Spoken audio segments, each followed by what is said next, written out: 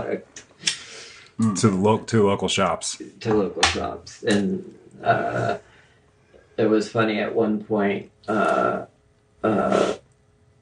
this one record store, Cellophane Square, that was, I believe they had a couple locations in Seattle. But one in the U District. Had stopped buying directly from Sub Pop because they were getting so many CDs from us. Get a better rate from you. We were undercutting. We were undercutting our own label.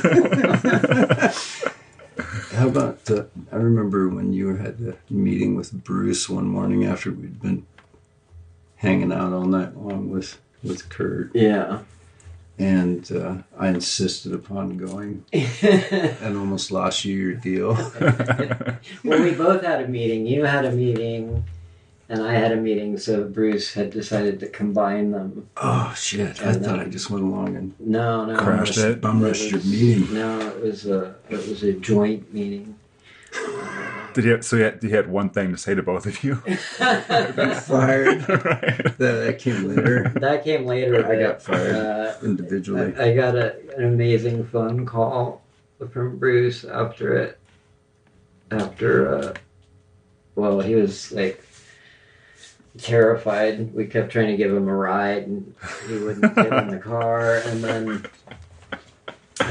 he called me later and was like, "I'm calling you because you seem like the most rational of the two people." And then he said, "I wouldn't be surprised if they found bodies under Mark's house." And you said, "Well, that would be my house too." Right. The most rational. That was true, though. God. I have to admit. A terrifying thought. The most rational. Oh my God. Who do you think is the most rational? Now? Yeah. It's still him. That's, it will always be. Right. I've come to grips with that 30 years ago. Right. You've accepted your volatility.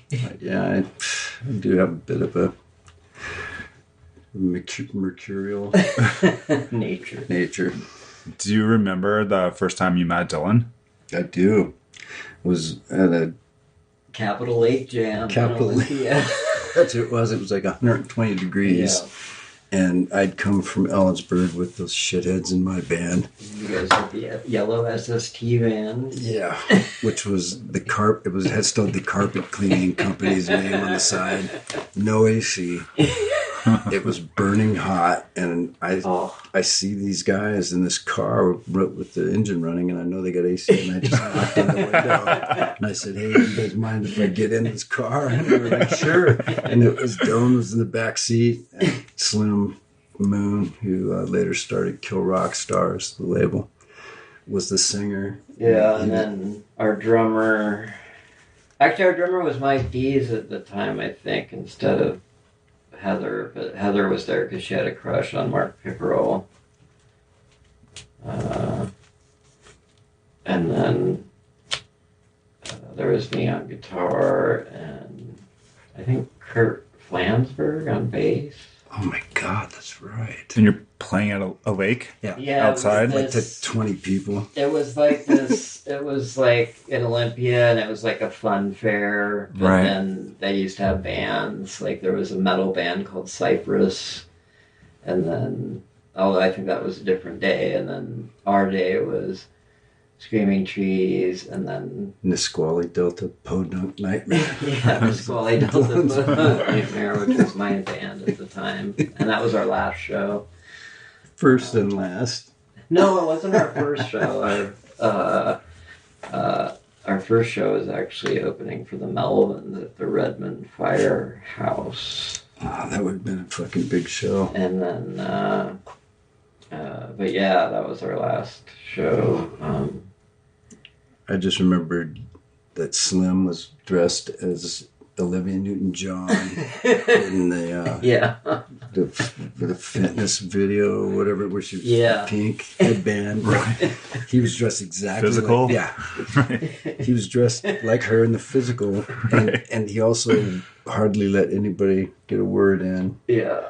But Dylan and I kind of hit it off when Slim would shut the fuck up for 5 seconds, and I dug Dylan's playing, and we ended up just becoming pals. Yeah. Did you know of each other before meeting?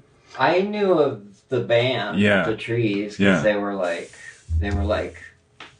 professionals, like like they had like a tour van and a sound guy, and I think you guys had lights then, even like the Dope Brothers. Yeah, we did.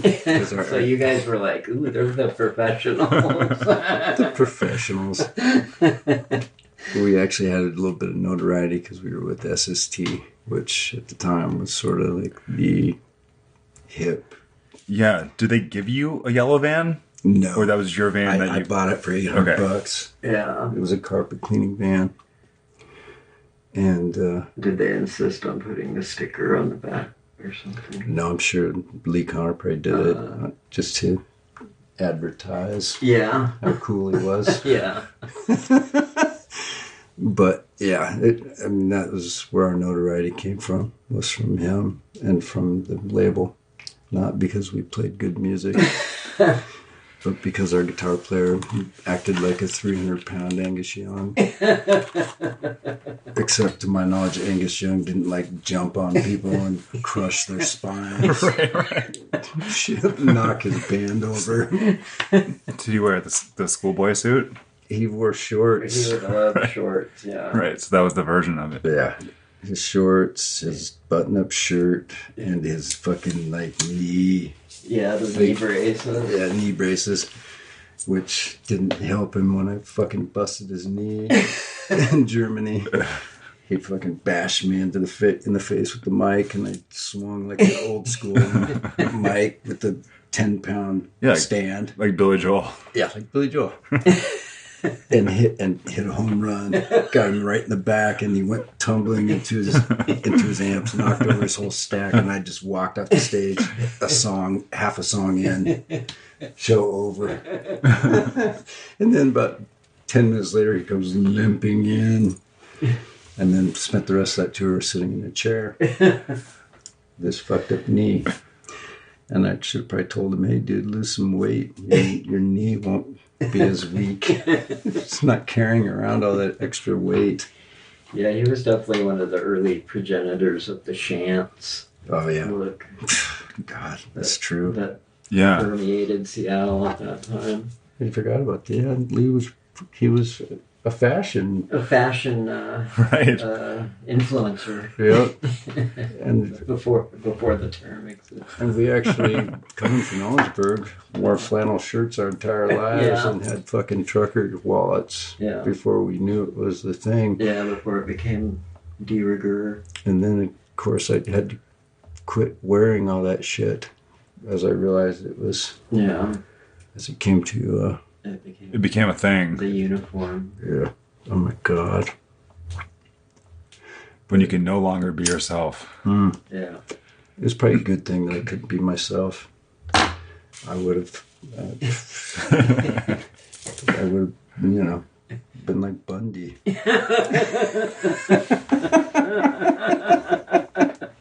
Out in the woods looking for the bodies I left up there. Right. I don't know about that. Yeah. We buried them under the house. Oh, that's right. Yeah, you already had the reputation. According to Bruce, they were under our house. Jesus Christ. That would have been under your house, too.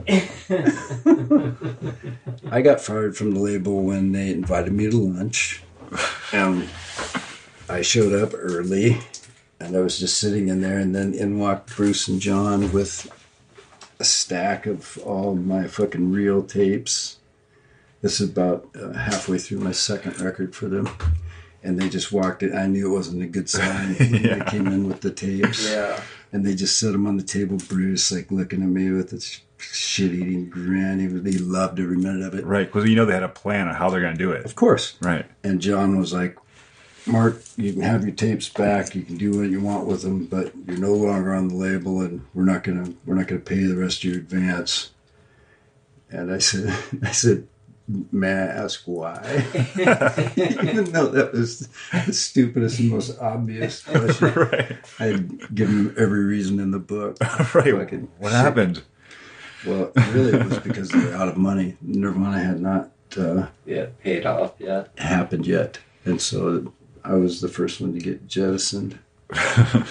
They gave me, for the time, actually fairly good money. That's why Dylan taught me my first guitar chords, because they offered me enough money. I'd already been in the trees for 6 years, made a bunch of records, and never bothered to learn how to do anything. And then when they offered me, I think it was 13 grand, which was 12 grand more than I'd ever had in my life. Yeah, right. I quickly decided I'd best Learn a chord. Yeah, so Dylan taught me the chords that I learned from my first record, which I wrote in about a month. And then I got Mike Johnson, our friend from Oregon, to come up and put middle sections, intros and outros on them.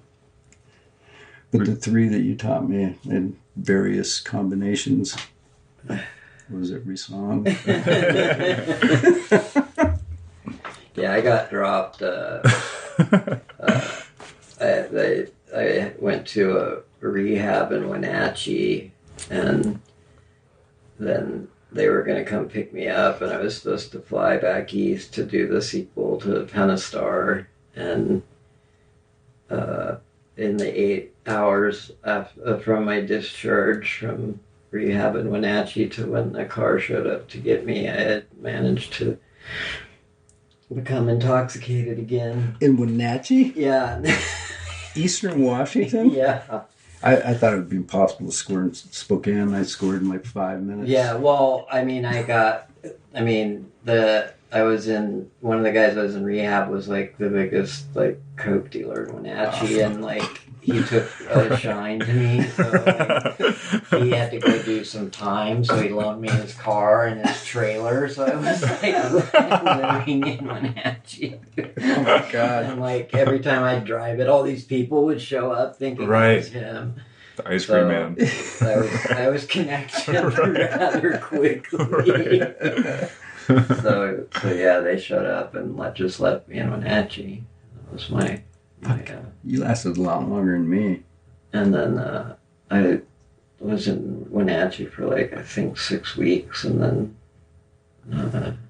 my girlfriend at the time came and took me to Ellensburg, and then back to Seattle. Ellensburg.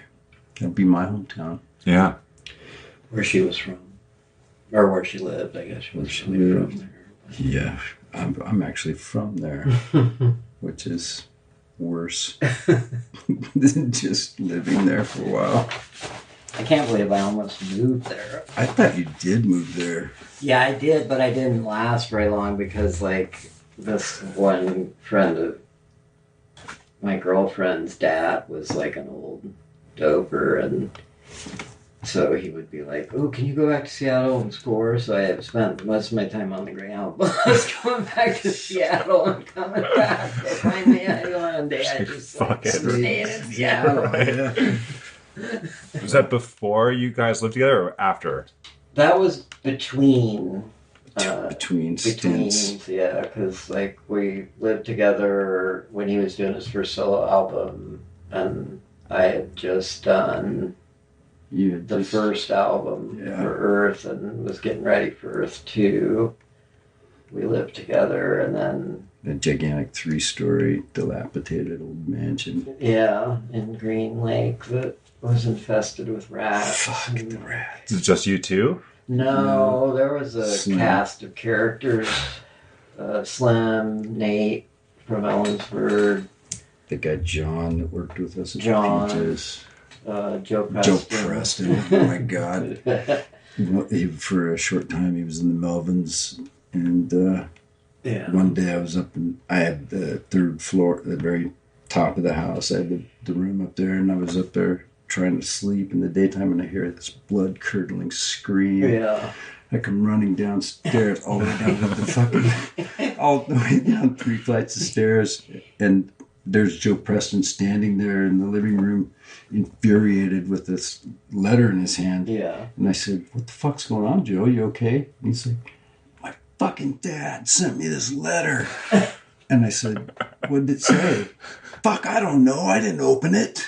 Yeah. Yeah, Joe was wound really tight. Oh my God. And then he'd sit and play solitaire and eat strawberry Pop-Tarts and pine for goth girls.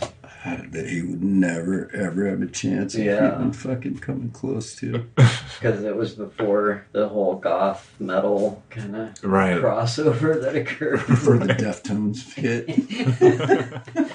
Before Typo Negative. Right. But, Do you guys ever make music together then? With Joe? No, you two. Oh.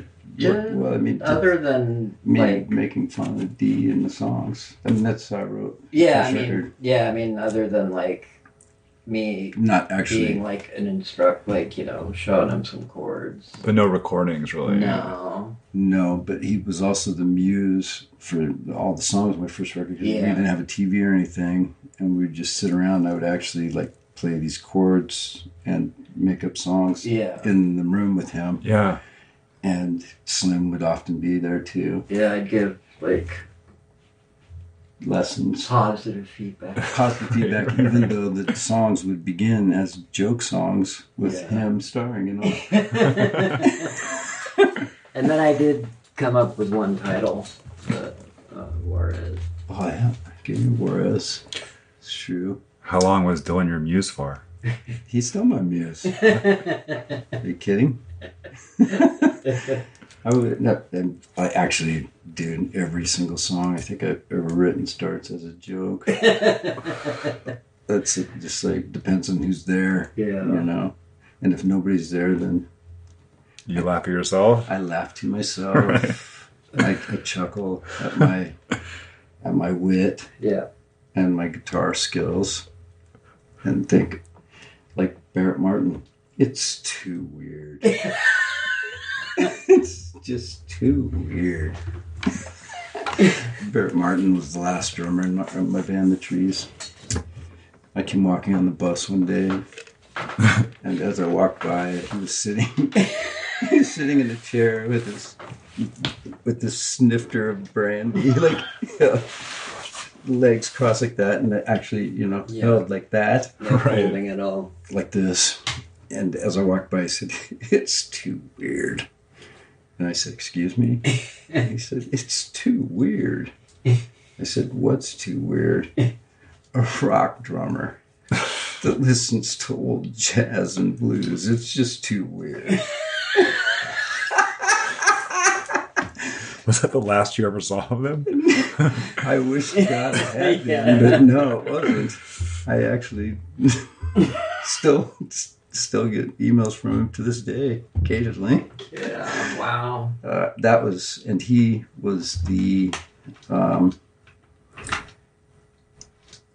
He was the, I want to say, how do I put it? He was the closest to somebody that I could relate to in the fucking band. That's the sad part. Yeah. He was the least unbearable. Yeah, it was the least unbearable. And shall I repeat that? What happened there? Just to give you an idea of how unbearable things were. Sure. It's too weird. What's too weird? It's too weird. What's too weird? It's too weird. You wouldn't understand. A rock drummer listens to old jazz and blues. It's too weird. Yeah. Never heard of that. Oh my God. Yeah, it was too fucking weird. That was a 15-year sentence. Damn. 15 years. Well, the last 4 were pretty much parole. Yeah. What are you guys working on now? Well, you played on Mark's last record. Yeah. As did you. Yeah, actually, that's I guess That's where you guys met. But is that the first like actual recording on a finished song? I actually was on the Earth record. Yeah, Okay. so Mark was on the Earth record on Primitive and Deadly, did 2 songs, and then, but yeah, no, I mean, it's kind of weird. We sort of meant to work together many times, but never quite. Instead, we were too busy working together on Right. more nefarious schemes. But That's why Slater was there too. yeah, He showed up because we were supposed to be working on music together instead. Reminded you. But then after that, I mean, like, As we came out of our stupors, our careers were just sort of like dead in the water. like running in parallel, I guess, and like it was always hard to like schedule stuff because and also we were both like touring all the time. And, and we stopped living in the same town as well. Do you live in LA area now? Yeah, I moved down here in February. I lived down here for a little while back in the late 90s, the lost years. And then at that time you jumped the fence when I came to pick you up in Pasadena. Wait, what happened? Oh, a rehab escape. And then, were you the escape car? Yeah, I unwittingly. I just thought I was coming to pay a visit, and I jumped over a chain link fence. And I had to make it dramatic. Even though you could have just walked out the door. I had to jump over the fence. But that was the second time I'd done that too. The first time you had practice. This other guy that I became friends with was leaving, and so he had to go out. He went out the front and had to like deal with them trying to talk him down, and I was supposed to meet him on the corner when he got the cab. So I like climbed out the window, did the sheets and climbed out the window, and then I got to the corner and he had already bailed. So then I had to climb back up the sheets and pretend like nothing had happened. And then it was funny because then by the time he got home, his lawyer was waiting for him to inform him, like, you don't understand, dude, like, the police are on their way here. If you don't get back into rehab, you're going to jail. So he was back shortly thereafter as well. Yeah. When you've got deferred prosecution and then you fuck it up, it's becomes sobering real quick. Yeah. Then the idea of escaping is less attractive. Yeah. So. Because there is no escaping at the next level. Yeah, at the next level, you're not going to climb out the window on some sheets. No, if I had climbed back up, I was just thinking if I had climbed back up the sheets, they would have come undone when I was like right at the top. Broken back. I'd have fallen to the ground. Right. Yeah, that thought did cross my mind. Yeah, that doesn't sound easy going up the sheets. No. Especially when you're like, just recently withdrawn, you're having seizures, are not in your best shape. I was thinking, how did you knot those sheets together? Yeah, that's incredible. Iron will. I probably had help because my roommate was a former bank robber, so he probably helped me. Right. And oddly enough, Dylan's nickname has always been Iron Will. Dylan Iron Will Carlson. You got that when you were panning for gold, right? First. Old Iron Will. His patch is upstream. Right. So what do you got going, man? Like you're doing some movie stuff, or? Yeah, well, I mean, that's one of the reasons I came to LA is back in October I did a soundtrack for Gilbert Trejo's first feature, which was supposed to be released this year, but obviously has not been, and was going to be in some festivals, which obviously those didn't happen. So I'm not sure when it'll be released at this point. I'm assuming he's holding it to be at some festivals when those occur again, I guess. Weren't you doing something else with Gilbert recently? Yeah, I've acted in a video he directed for this French singer named Soko. Right on. But yeah, I came to LA to. I mean, I guess I was lucky in that I did a lot of touring last year and was planning on taking this year time off anyway. Time off from the touring thing and to pursue like more soundtrack work, and then I wanted to do get into some extra work, in video and film, and then hopefully some like fashion stuff. Gilbert also used Dylan, one of my solo tracks for this Gucci thing he did. It was like they had him film this. I guess it wasn't like it was at LACMA, I guess. It was some kind of event, some Gucci event.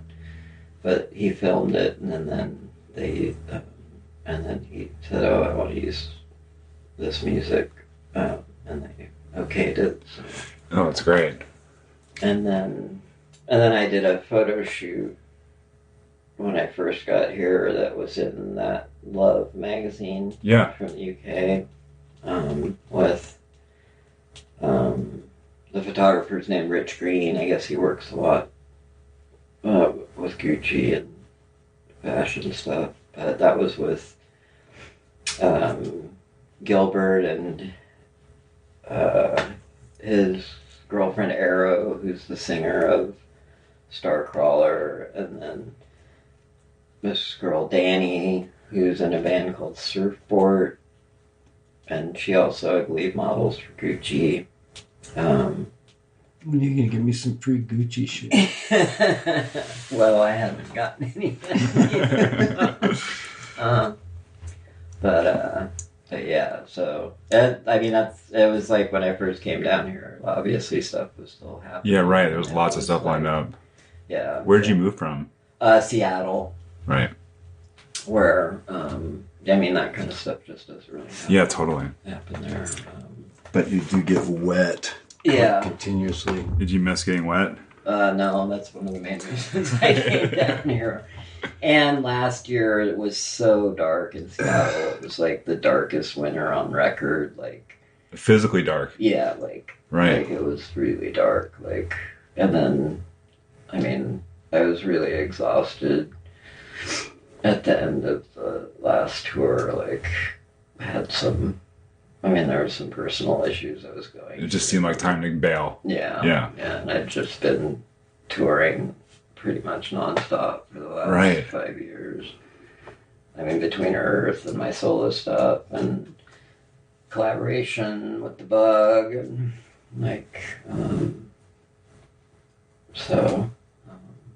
and also because touring has changed now. It's not like the old days where like the more you toured, the better it got. Yeah, right. It's like now you have to tour really like strategically. Yep. Sometimes it's more lucrative to do less shows. Yeah, to wait and hold off, and then also, it's kind of better that way, right? Yeah. Right. Yeah. And then so. When you do solo shows, it's just literally solo? Usually, I've done some projects where I've had like a drummer and me, or I did one with a drummer and a singer for this, like one of my Dylan Carlson Albion projects that was like English songs, like not all folk songs, but mostly folk songs, but also like songs about England. But yeah, I also do, like my last record solo record that was under just my name. Was just, even though on the record I played with Emma, Ruth Rundle, and my wife at the time did percussion. When I toured it was just me on guitar. Dylan's made a couple of badass records with the Bug, Kevin. Yeah, Martin. that's rad. I know. Yeah, and then we did some shows. We did sort of a tour, but that was more like fly-ins and stuff rather than like hitting the road in a van type thing. When you gonna pitch what we've been working on? And then, there's also a project in the offing that is intended for the next Roadburn that is me, Mark, and David Edwards from Woven Hand. And me and Mark have worked on some material for it. And I'm going to have to steal the best part of that material from my next record. Yeah. I forgot to tell you. Well, I mean, it's kind of, we're still sort of unsure if, like, Roadburn's going to happen. Yeah, sure. Again, You're looking for a purpose, right. And stuff. So it's like, I mean, that's why we did it. We figured that way we'd have some material, and if it happens, cool. If not, then we can do something else with it, or Mark can do something with it, or, whatever. It's like to have just... I only had one conversation with David Eugene Edwards, too. Yeah. That was before all this stuff, and he was into it then, but then... Yeah, I haven't heard... Everything is... I haven't talked to him yet. Or I haven't talked to him since, in a while, let's say. A couple of those tunes are hot. Yeah. Yeah. They're going to sound really good on my record. But, but it's been fun because we've both been kind of doing things that are not typical or what we're known for, I guess you could say. That was kind of our deal going in. Yeah, it wasn't going to be. Well, yeah, you got to keep yourself interested. Yeah. But, and then, I was supposed to do some shows this year that were going to be, me and, my wife, who were separated, but, we were going to work on some stuff together. She's a dancer. And we're going to do I was going to play Conquistador, which is my solo album, with Emma playing as well and Holly dancing to it. That was another thing I was going to do for Roadburn. And then Earth is supposed to do like sort of a retrospective show for Roadburn as well. Obviously those were canceled, and they said they're rolling the lineup over till next year, but who knows? Yeah, who knows? Yeah. At the time, it seemed like, oh yeah, things will be back by April next year, and now it's like, yeah, I sure. don't think there's going to be a next year. Yeah, I don't. Yeah, we have a tour February outlined, but there's no fucking way. Yeah, it's just becoming like no one knows. It's like, I mean, and then like the big companies, like, I mean, not that we play, but like Live Nation. Yeah, right. But I mean, Live Nation had pandemic insurance, so they can. Yeah, right. They're not in any hurry to do anything at this point, since they're getting paid for everything. Right. That got canceled. It's like they're smart and good at it or something. Yeah. Well, I mean, apparently them and Wimbledon were the only two people that had pandemic insurance, but the cost was outrageous. Like, I don't know how much Live Aid's was, or Live Nation, Live Aid, living in the 80s. Respect. Wimbledon, I think, was paying $2 million a year for this insurance for the last however many years. Wow. And now they get it all back. Now they're getting a big chunk, Right. but still, like, no, who else is gonna? Yeah, right. No one. No one else Jesus can afford Christ. a $2 million I'm gonna fire all my people. premium or whatever. Giving me pandemic insurance. Yeah. I So- told you. Oh my god, man. Yeah. It's fucking wild. Do you Yeah. think there's any point in like are you releasing music right now? Or are you stockpiling No, stuff? I mean, I Like, do you have stuff that you had planned to put out prior or during no, this? because we had just released a new Right. record last year or so, and I kind of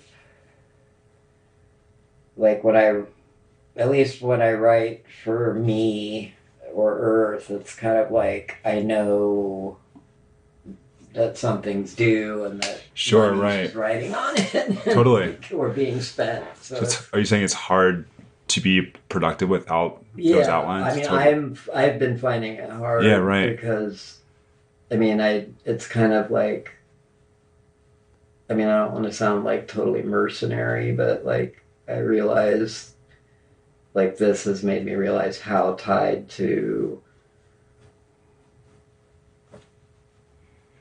I guess, the fact that I make a living at it now, how like my relationship is different to it, where like I'm Right. productive when I know Yeah. it's something's at stake, and when Totally. I'm left to my own devices, I'm like, I mean, I think Well, you can overthink it too. Like, Yeah. I put out my own music, and like you'd think that would come with more freedom, but I actually prefer having like what you're saying, an outline, a budget, Yeah. someone else pissed or involved. Yeah. Like I need Yeah. that sort of fire. yeah. And I think, I mean, I also think part of it's still too that, like, like I was really exhausted Yeah. in December, and like, not only was it dark weather-wise, I was in a pretty dark spot Right. that I'm just coming out of. So I feel like that might have something to do with it as well. that Right. I'm still like Working through that. Yeah. finding my feet again in a changed world, changed situation, and then I went through a phase where I would only work if I had something to do. I would only write if I had Like a due date. yeah. And then I got on a schedule where I was, for a long time, I was doing stuff for other people or with other people, a lot of collaborative stuff. And then I got on a schedule where I was just putting out my own music. Mm-hmm. And it was like I had to have a record every other year. So, I would write a record while I was touring a record. And then I was recording it as soon as I got back. And just... You set your own timeline. yeah, and I also am still like I'm supposed to do something tomorrow. I always got these not huge paying jobs, but these one-off things. Yeah, Like irons in the fire kind of thing. yeah, I got this from narrating some Australian TV thing and doing something for a movie that was supposed to happen tomorrow. But it turns out that I don't even have to make a schedule because I always have something happening. Yeah. Right. And that's what I like it too. Like, when we didn't have to like work on tunes. No.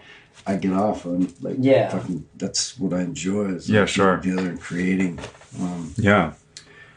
I feel lucky that way. That's what I most enjoy. Yeah. Well, I also find I like George. I like kind of being like a session guy, where it's Sure. like someone else's Less personal. project, Totally. and like they want me to do this, Yeah, right. or just come play guitar, or like How do you differentiate making a solo song versus an Earth track? the way it's kind of come out is sort of. I always want to leave Earth free to change and do something different with each record. And so, I guess the genesis of me doing the solo stuff was back in, I guess, 2010, 2011, when we did the Angels of Darkness records. Like, at that point, Yeah. I was, like, that's when I was really obsessed with, like, English folk music, like the electric folk music of that of the like the like Fairport Convention, Sure, like yeah. that kind of stuff, Change. and then also Pentangle, like all that Totally. kind of stuff. Yeah. Like that was sort of my musical obsession at the Incredible time. string band. And then I was also really obsessed with like English occult folklore and so that was a big influence on that Earth record. And because I was still obsessed with it, I didn't want the next, especially because we did 2 records in that session. Like we did enough material, Yeah, right. and then we released it as 2 separate records, but I didn't want to do a 3rd record with those influences. Yeah, right. So that's when I broke off and did the solo thing. Because it was like, oh, I'm still into this stuff, and I want to do more with it, but I don't want to saddle Earth with it. Yeah, right. 3 in a row is like defining. Yeah. Totally. And so, and then, the next Earth record was Primitive and Deadly, which was like sort of super metal and like return to like my metal kid years, influence-wise. You have a favorite Earth release? Without naming like the most recent or something? Those records I love a lot, I think, because of, like, at the time, I basically thought I was going to die. Right. And so I thought that might be the last Earth record. Right. So that's why it was A lot such went a into it, yeah. productive session. And a lot of good things came out of those records. And so those ones, are pretty close to my heart. It's weird. Primitive and Deadly, the songs are really close to my heart. Because at the time I did that record was right after I met my wife and right before we got married. So she inspired a lot of the songs, but the recording of the record was difficult because of, shitty manager, label. Right. All the bullshit. Just there was a lot of bullshit around that record. And then also it was cool because like Mark sang on it, right, and stuff. So like there was a lot of. It was like I loved the songs, but then like so much bullshit happened around it. Right. It kind of soured it a bit. Yeah. Yeah, totally. Yeah, which is too bad. Like, what about like early shows that Earth would play? Like you couldn't have ever played with bands that sounded similar to you because it didn't exist. Yeah, no. I mean, back in the early days, like in the Sub Pop years, I mean, we didn't play a lot of live. We weren't a super live band back then. I mean, not like, I mean, part of it was the, drug use and whatnot like that. We weren't really a touring band. But yeah, no, I mean, we didn't play with, there weren't like, Right, there was nothing to compare to. Yeah. So did it work to the audience? I mean, it's weird. When we first started, like, people, like, hated it. Sure. Like, you know, we were, like... It was sort of, like... I mean, not everybody, but for the most part, it was, like, generally a negative response Right. to the live show. Right. It's the best. Right. Like I remember, like, we opened for some metal band, and, like, it was, like, all these metal dudes, like, flipping me off the whole Right. show, and this Right. one guy screaming "fuck you" at me the whole night. Right. And then, like, and then I think one of the most hilarious was when I did a opening slot for the Lemonheads, Right. and then, like, the half the audience were just so confused they didn't know how to react, and then, like, San Diego, there was just so much stuff flying at the Right, just stage. violence. Yeah. Right. I guess, like, kind of like Suicide's tour with the cars. Yeah. Yeah, those videos are great. But yeah, so, I mean, we weren't really a live thing so much back then. Although, actually, we did do one show opening for the Trees at the Hub, where Joe Preston started a song over, because it was when we were using a drum machine, and so it had a foot switch to start it, and, like, he was, like, glumping around the stage, and, like, halfway through this 25-minute song, he hit the foot switch, and it started over, so it's like... Right, punishment, right. But yeah, I mean, I feel like when we became a touring band was, like, when we came back, and, like... Is that, like, with the first, like, Southern Lord record back? We actually started touring before. Our first tour was 2003. Okay. We had this guy who was a complete shyster. Said he had a label, which we later found out it was early days of eBay, and he was selling this computer that didn't exist over and over and over again. That's how he was financing it. So he later went to prison for wire fraud. So he had this grand idea to re-release Earth 2 in, like, was it 4 vinyl? Oh, crazy. Edition? Yeah, it was ridiculous. Because I remember I got that CD around then, 2003 or 4. Yeah, we had some stuff on a No Quarter, which was I lived in Philly at the time. Yeah, that guy was okay. But the AutoFac guy was just a total... This was a total scam. Yeah, and so we show up in Europe, and, like,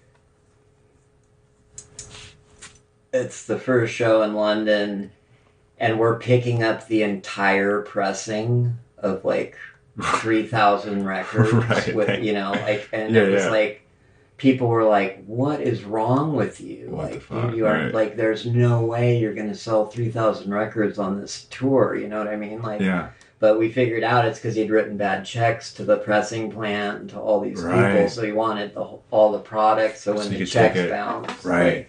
Like, and, of course, that backfired because, like, you know, like, when it would take time came to go to Switzerland, people are like, there's no way you can bring this in. And so, you know, we had to dump it all over Europe. Jesus Christ. The last show was at this club in Paris that was right on the border of the 93rd,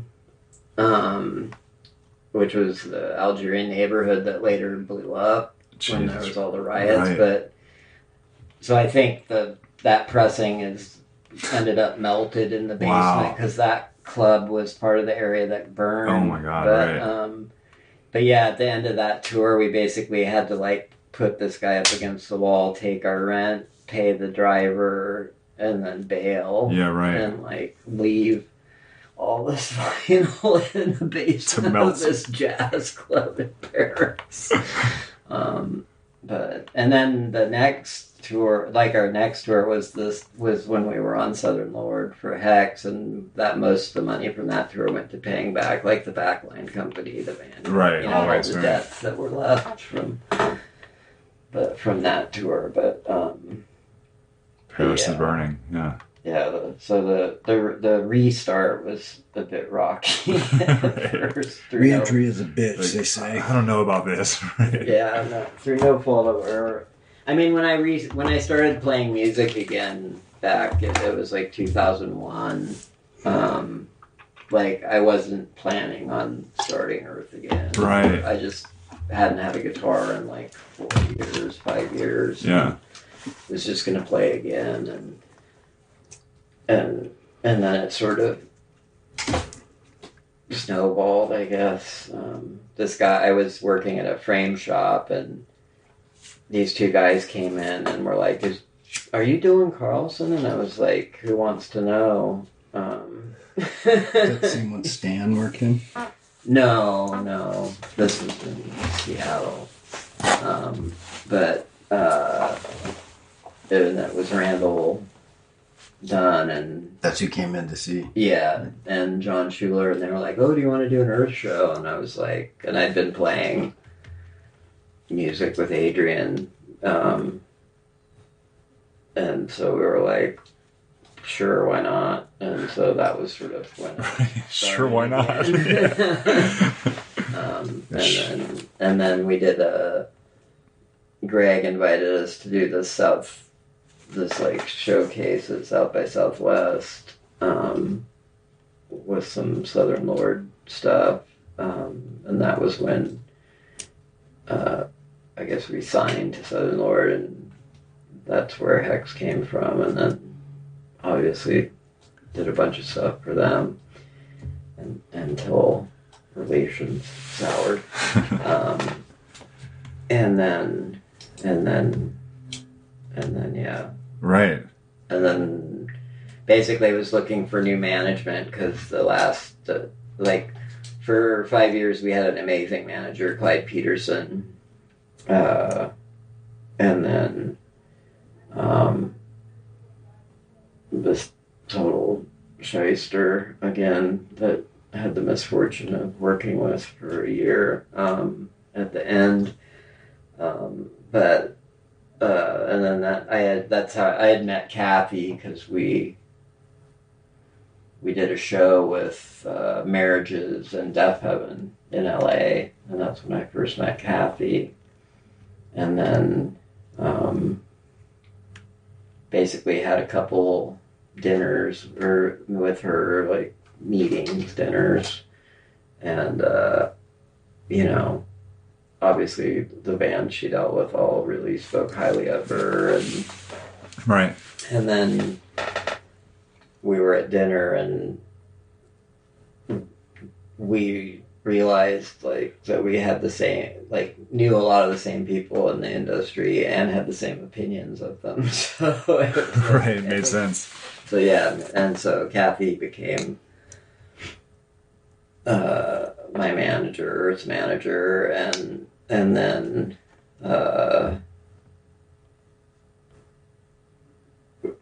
then I did the solo record sort of as to see how it went, and because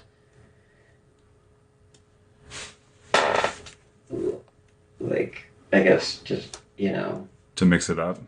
well, because I knew it would be a while before we had a next Earth album. Oh, that was the first one you did with the new. Yeah, with Kathy. Okay, got it. Conquistador, because we had just changed management. We had just left Right.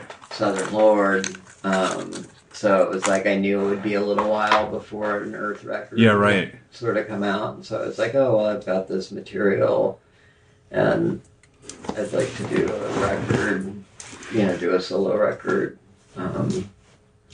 And then that worked really well, and it was great. Emma's an amazing musician, and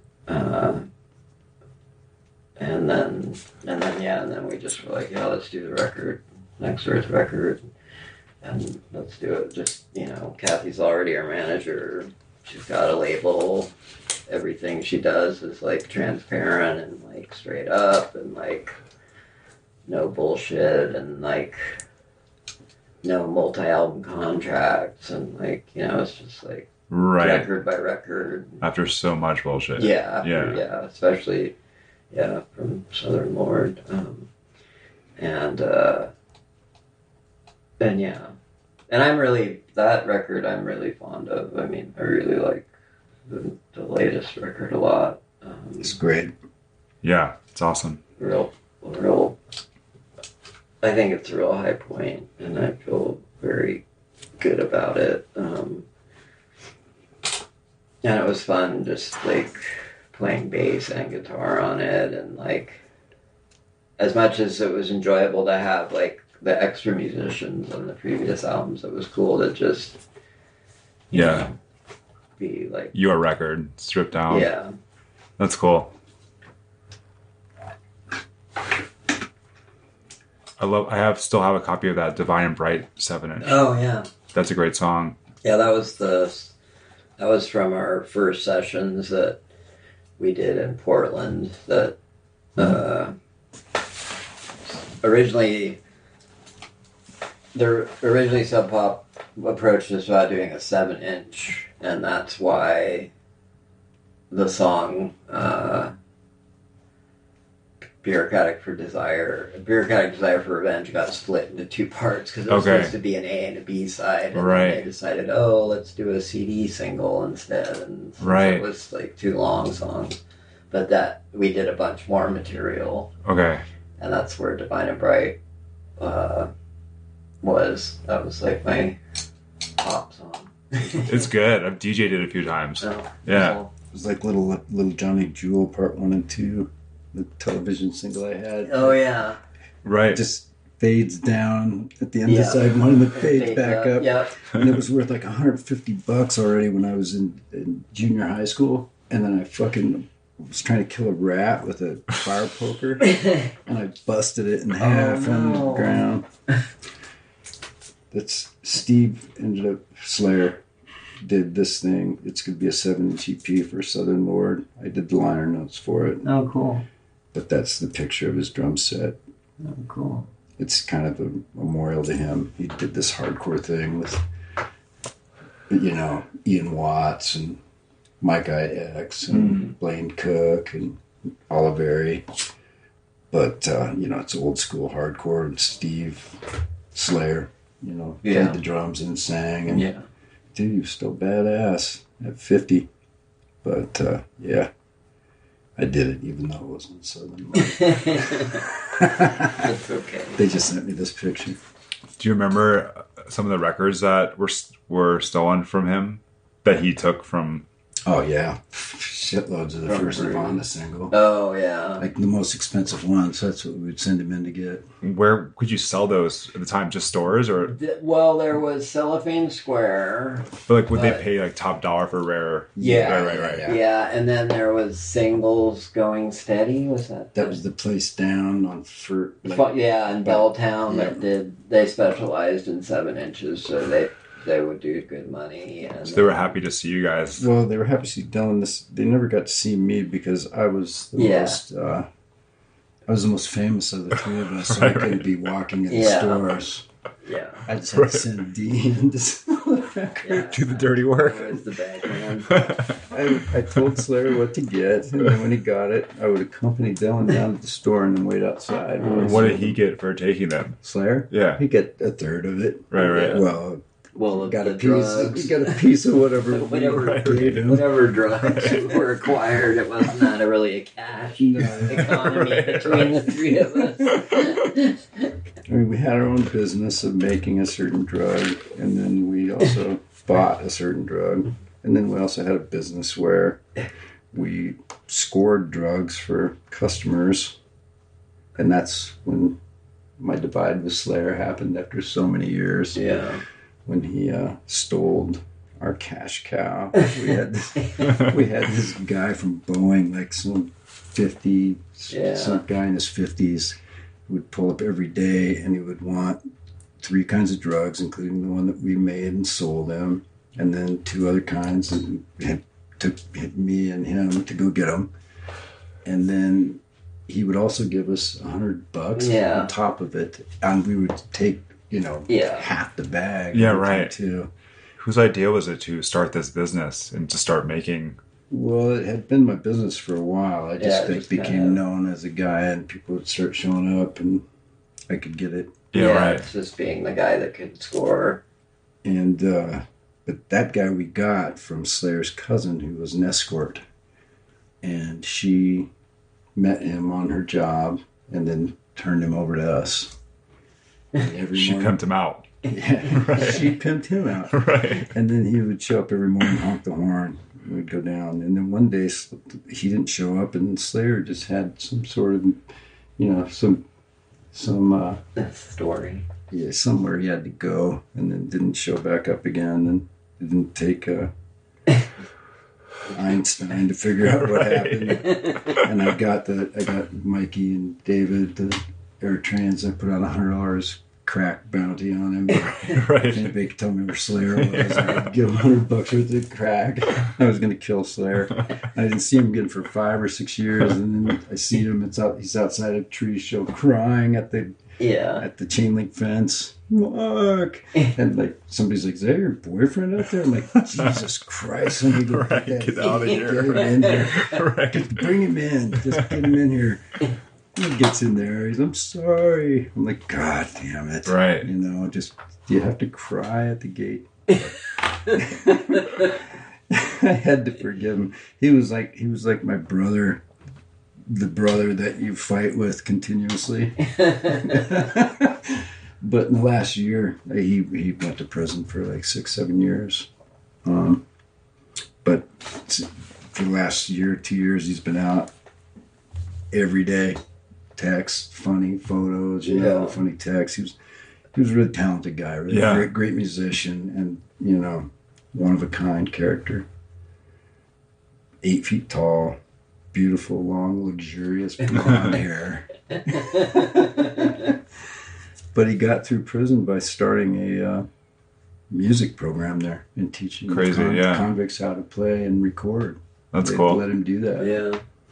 So he had a lot more balls than we gave him credit for in the day.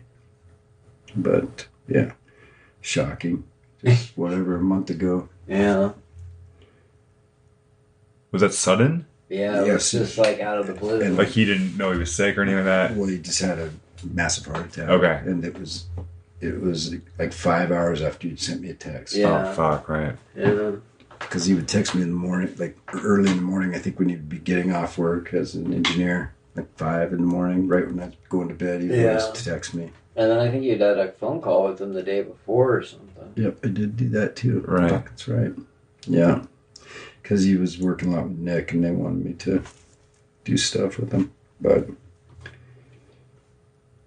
so what's next? You guys are doing the Galaxy 500 cover. Doing that Friday, I believe. That was, by the way, that was Brendan O'Brien and George Draculius called me on that fucking conference call. So the bigwigs got a hold of me. And they want me to a cappella the Woody Guthrie thing to them on the phone when we're done here, so that they figure out what key I'm going to do it in. I just said, do it in the key it's going to happen in. But anyway, then I'm supposed to do that tomorrow. And then so the day after, right? That's Friday? Friday, yeah. That's the day we're doing our Galaxy 500 thing, and it's going to fucking rock. We're going to play it hardcore style.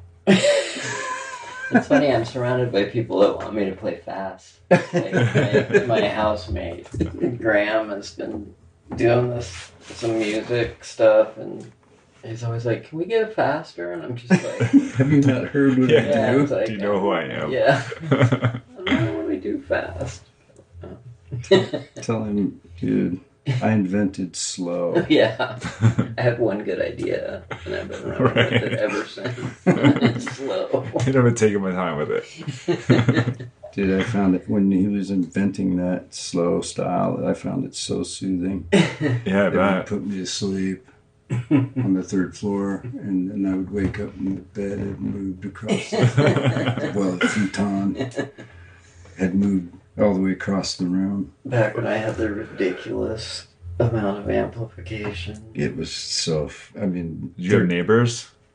We did, but we were far enough away, and it was didn't matter. Seattle, Right. and no one gave a fuck back then. and our biggest neighbor was a business. Yeah. Was that candy shop. Yeah. And the other Two candy shops next to each other. the other two houses were bigger dives than ours. Yeah. I just feel like Seattle was less anal back then, too. It was before the whole Yeah, it was. tech thing and all the people like that wanted the illusion of being around music, but then once they were actually around it, like would do noise complaints. Right, totally. Like my favorite was there was this condo they built and the lobby had like guitars in it. Right. And like their ad campaign was all about, being next to like, music venues and nightlife and all that. And then everyone that lived in that building was like constantly calling in noise complaints on like any venue in the area. It was just like, fuck you people. Like, Yeah, it was. Seattle was still really like What year did that change? After the fucking grunge explosion. yeah, like That's when it started to like happen. late 90s. Did the tech move and that collide?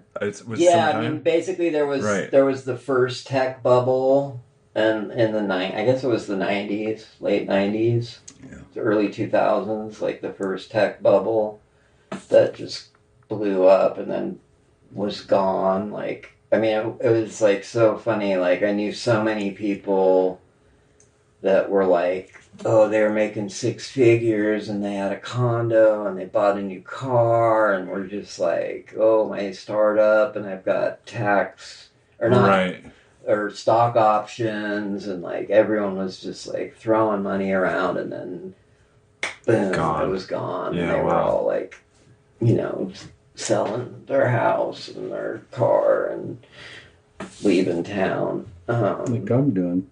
And then the real, obviously the big players that were there from the start became, The rich became richer. yeah, Amazon, Google, whatever, Microsoft, all like, they obviously didn't go away and just keep metastasizing. And now, like, they own Seattle. I mean, Seattle's just a completely different city now. Like,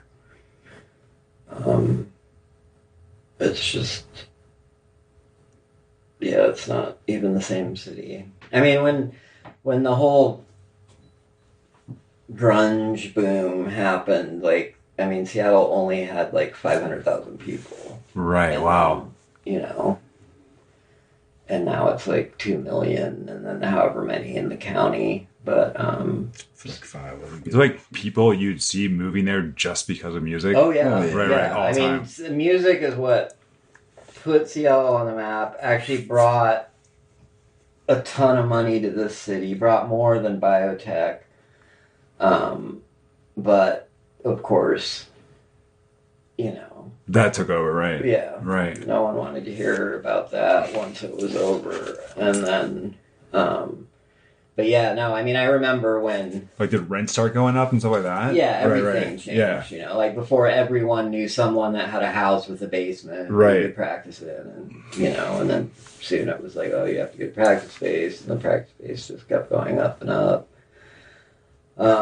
But, I mean, I remember when... Like, all of a sudden there was like, oh, this band from Seattle, and everyone was like, they're not from Seattle. Right, We've never seen them. Right. Whereas, like, all the bands that were from Seattle, you saw them at the same parties, the same shows around town, Right. Like, you knew they were... Yeah. There was, and then all of a sudden, like, oh, Candlebox. It's like, where the fuck did these guys come from? Right.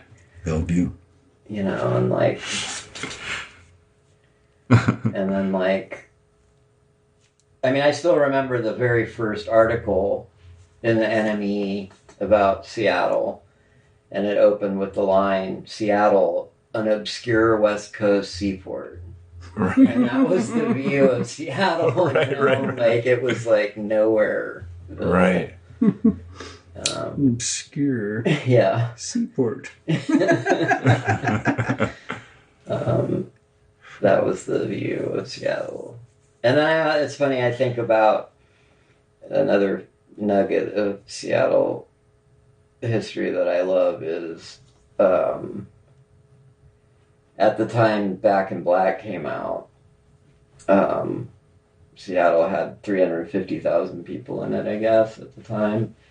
And that album sold 300,000 copies in Seattle. Wow. So that means almost everyone in Seattle owned Black and Black. Wow. That's your capital. Yeah. That's cool. Yeah, I saw them on that tour. And then, like, there's that famous picture from the show in Seattle on that tour where there's, like, the Hesher guy holding up a shirt that says "Kill a Punk for Rock and Roll." Rules. Like, I mean, I remember when I moved to Seattle from New Jersey in, like, I guess it was 84, 85. And, like, I mean, there were still people rocking, like, elephant bells and, like, the feathered hair and, like, you know, it was not hip. Right. By any stretch of the imagination. There's that photo on the internet of you two with Kurt in drag. What? Yeah, that was actually the night before the meeting with Bruce. That's right. Right. That's where we were busy burying bodies. Yeah.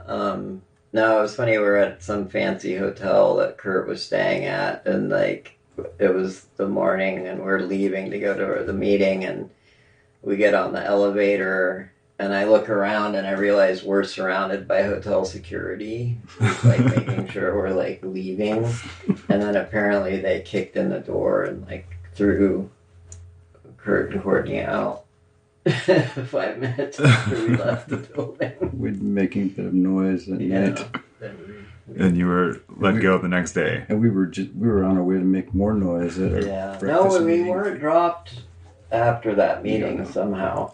No, it was a couple of years. Yeah. Okay. I got dropped first. Yeah. You were kept on because they didn't. Yeah, I actually resigned after the debacle of Phase 3, which surprised the hell out of me.